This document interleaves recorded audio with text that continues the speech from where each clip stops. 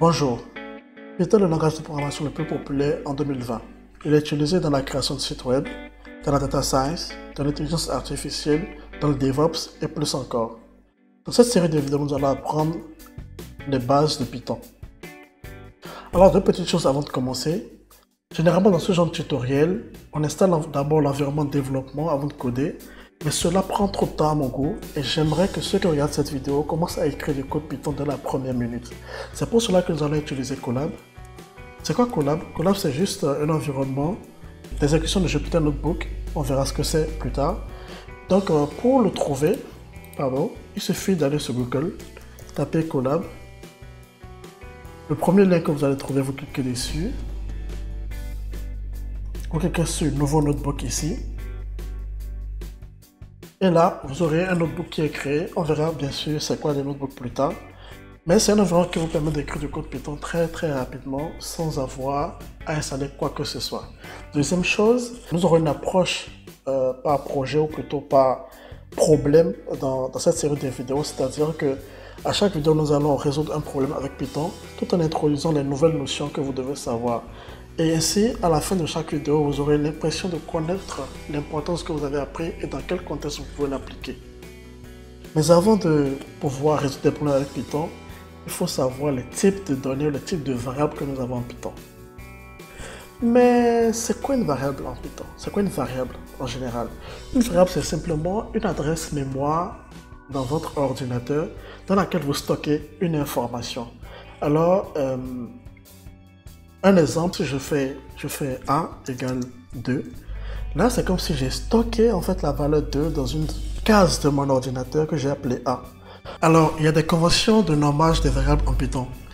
En Python, vos variables ne peuvent que contenir des chiffres et des lettres, minuscules ou majuscules, et également le underscore. Le underscore, c'est quoi?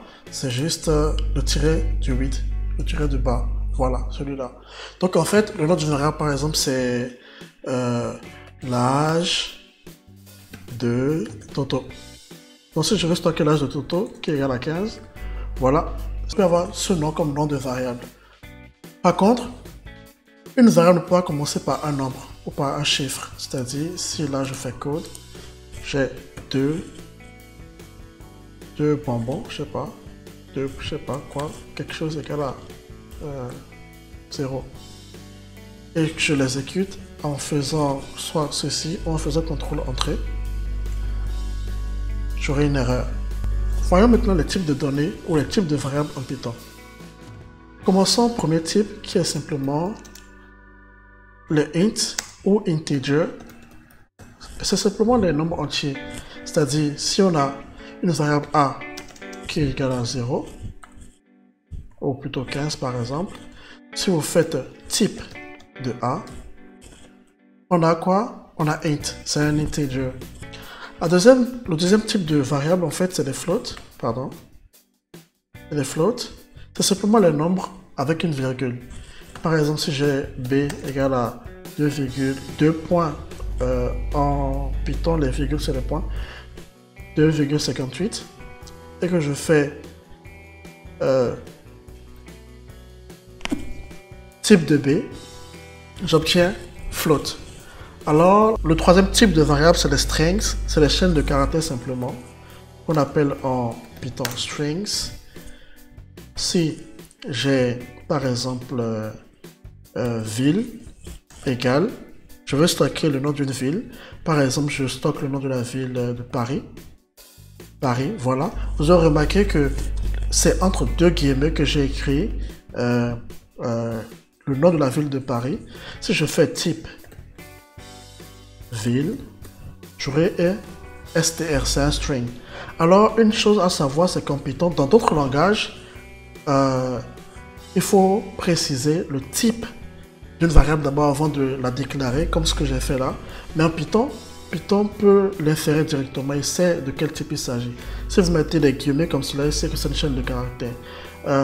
On peut utiliser juste également des apostrophes comme ceci, c'est-à-dire ville égale, par exemple, Abidjan, la ville d'Abidjan, avec juste des apostrophes comme ceci. Et si je fais type ville Voilà, on a un str. Il faut comprendre que tout ce qui est entre deux guillemets comme ceci ou entre des apostrophes comme cela est considéré comme chaîne de caractères en Python. Supposons que je mets par exemple l'âge de quelqu'un et je le stocke comme ceci, je mets 15. C'est quoi le type selon vous? Il s'agit bien sûr d'un type string. Pourquoi? Parce que c'est entre des apostrophes. Par contre, je peux le convertir en integer, c'est-à-dire en int comme ceci, c'est-à-dire en entier, en faisant simplement ceci, âge égale int de âge. Ici, ce âge représente ce qu'on a là, qui est égal à 15. Donc, je fais cela et que je fais désormais type de âge, c'est un int. Vous pouvez faire de même pour une valeur qui est float, une variable float de type float. Par exemple, si on a le poids de quelqu'un qui est égal à 50,56 kg et bien sûr le type de poids c'est float, on veut le convertir en int, c'est-à-dire garder juste la partie entière. Il suffit de faire int de poids. Vous voyez, là on a 50 et vous pouvez la stocker, je sais pas, poids entier. Voilà. Et le type alors de poids entier serait quoi? Le type de poids entier serait int. Voilà. Nous pouvons également convertir un int en float en faisant ceci. Supposons que nous avons le poids qui est égal à 54,65. Non, pardon, 54. Voilà, on veut le convertir en float. Comme ceci, on fait float de poids. On a quoi? 54,0. Voilà. Là, on a converti en float. Si on mettait en fait poids float égale ceci. Et on cherche le type de poids float. On verra que c'est un float. Très bien. De la même manière, on peut convertir également des int ou des floats en chaîne de caractères, c'est-à-dire en string. C'est-à-dire si par exemple j'ai mon âge qui est égal à 15, je veux le convertir en string, en chaîne de caractères, je peux faire simplement str âge, et là on a 15 comme cela. Vous voyez? Si on le stocke dans âge string qui est égal à ceci, et que je fais type de âge str, j'obtiens quoi? J'obtiens string. Il faut savoir que différentes fonctions s'appliquent à différents types de données. Nous avons des fonctions prédéfinies en Python. Une fonction, en fait, c'est une suite d'instructions qu'on peut appliquer à une variable ou à plusieurs variables. Par exemple, supposons le nom de quelqu'un. Le nom, c'est allez, John. Et on veut mettre John en majuscule. Voilà, il suffit de faire. Voilà, quand vous cliquez nom point, vous avez toutes les fonctions possibles. Vous voyez? Et là, je peux rendre John en majuscule. Capitalize, c'est-à-dire premier élément, première lettre sera en majuscule. Je peux faire quoi encore avec John? Je peux compter le nombre de fois qu'il y a une lettre là-dedans. Par exemple, la lettre H, qui est 1. Pardon, la lettre H, c'est une lettre, donc c'est une chaîne de caractères. C'est un str. Exactement, c'est 1. Voilà. Avec ce qu'on a fait désormais, nous pouvons stocker trois types de données, c'est-à-dire les int, les floats et les chaînes de caractères. Alors, faisons un petit exercice. On a prénom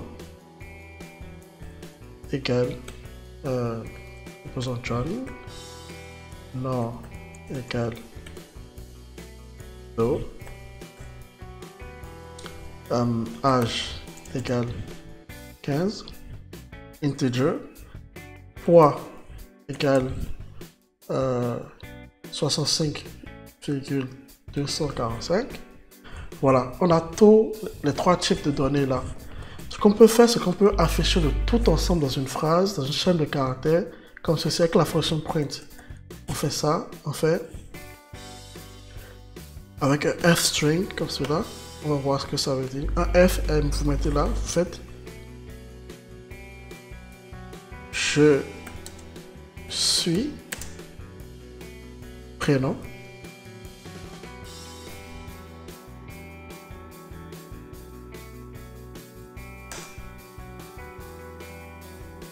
Non.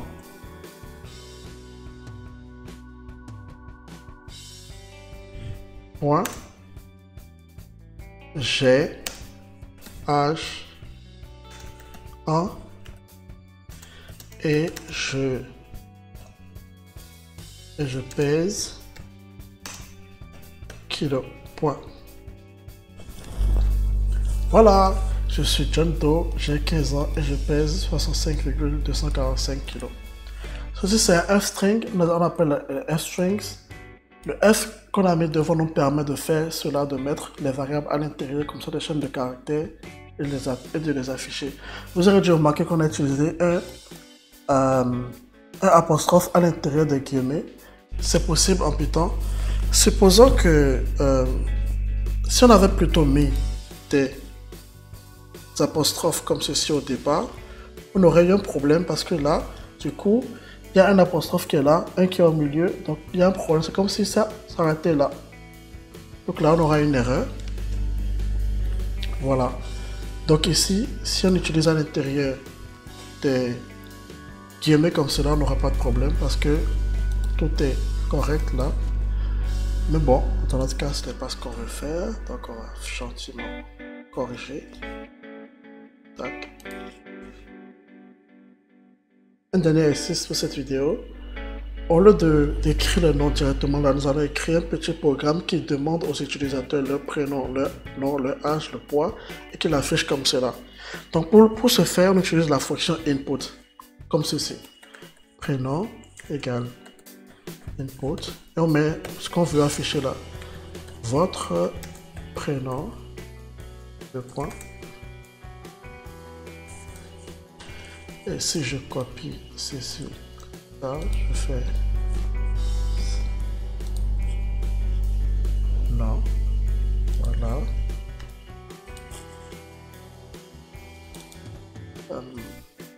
Âge, là on va dire votre âge et le poids, votre poids. Il faut savoir que la fonction input, en fait, ça c'est ce qui va s'afficher pour notre utilisateur. Il s'agit de la fonction input nous permet de demander des informations à l'utilisateur et de récupérer sous la forme de chaînes de caractères. Donc là, on aura des chaînes de caractères qu'on peut bien sûr, par exemple pour l'âge, si on veut le transformer en integer, il suffira de juste mettre tout ceci à l'intérieur d'un integer. Mais c'est pas vraiment la peine puisque dans l'affichage, on peut facilement utiliser chaîne de caractères. Donc on va enlever ceci. Et quand l'utilisateur finit, on affiche en fait toutes ces informations. Comme ceci. Je suis, prénom, nom, j'ai âge, an et je pèse poids kilo. Faisons un petit essai. Voilà. Là on a une erreur. Et d'où vient cette erreur là?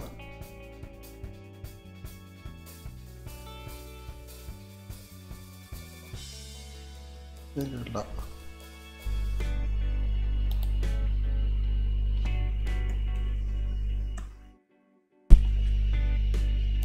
Là on exécute.